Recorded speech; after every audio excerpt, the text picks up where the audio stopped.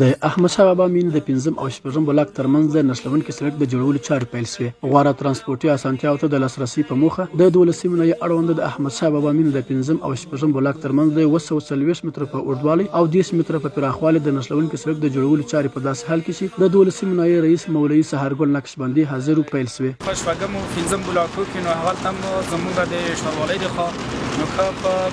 تیز بچټاکي سره کارونه روان دي. ټاکل شوی د یا سړک په بنسټیزه توګه د لښتیو پولو لارو او ګلدانونو په ګډون د 4 میاشتو په موده کې د کابل ښاروالۍ له لوري جوړ شي. زه شپږم بلاک سړک ته کمپلیټي 210 متره په طول باندې او 2 سایټو کې جوړي 2 طرفو کې چار د سړک یو شپږ متره دا او شپږ متره بل سایټ کې دا او په منځ کې ګلدان سر سبز لري چې لاس متر او شپږ سانتي بار ده. یا سړک سربېره پر دې چې 5 او 6 بلاکونه سره نښلوي 50 متره سړک هم له اوم بلاک سره نښلوي چې په جوړېدو سره به ښاریانو ته ډېر شمېر چاپېریالي او ښاري اسانتیاوې رامنځته شي.